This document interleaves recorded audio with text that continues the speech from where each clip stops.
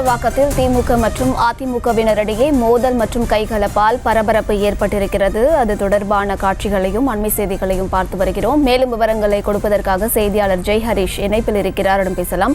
ஜெய்ஹரிஷ், என்ன காரணத்துக்காக திமுக மற்றும் அதிமுகவினரிடையே மோதல் மற்றும் கைகலப்பு ஏற்பட்டிருக்கிறது? அந்த பகுதியில் போலீசாரும் குவிக்கப்பட்டிருக்கிறார்கள். மேலும் விவரங்கள். வணக்கம் அமிர்த். குறிப்பாக சென்னை வளசரவாக்கம் மாநகராட்சிக்கு உட்பட்ட 145வது வார்டு மதுரவாயல் பகுதியில் அமைந்துள்ள தனியார் பள்ளியில் மக்களுடன் முதல்வர் திட்டமானது தற்போது நடைபெற்று வந்தது.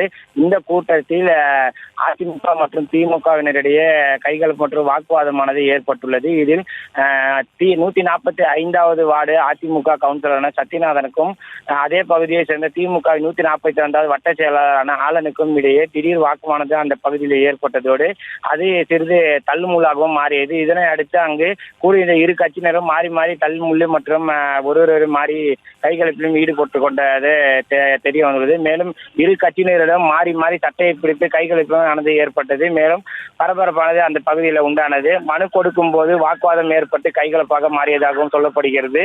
மேலும் இந்த சம்பவத்தை தொடர்ந்து கோயம்பேடு உதவியான அருண் தலைமையில் ஏராளமான போலீசார் இந்த பகுதியில் குவிக்கப்பட்டு இரு தரப்பினரையும் சமாதானம் செய்து வைத்தனர். இதனால் பகுதியில் பெரும் பரபரப்பானது ஏற்பட்டுள்ளது. மேலும் அதிமுக மற்றும் திமுக கலைஞ்சு செல்லாமல் அதே இடத்தில் ஒன்று கூடியிருப்பதாலும் பதட்டமான சூழ்நிலை உருவாகியுள்ளது. இது முன்னதாக இந்த பகுதியில் சட்டமன்ற உறுப்பினரான காரம்பாக்கம் கணபதி அவர்கள் இதே பகுதியில் ஆய்வு மேற்கொண்டதும் குறிப்பிடத்தக்கது. அம்ருத், செய்திகளை உடனுக்குடனும் துல்லியமாகவும் தெரிந்து கொள்ள சப்ஸ்கிரைப் பண்ணுங்க.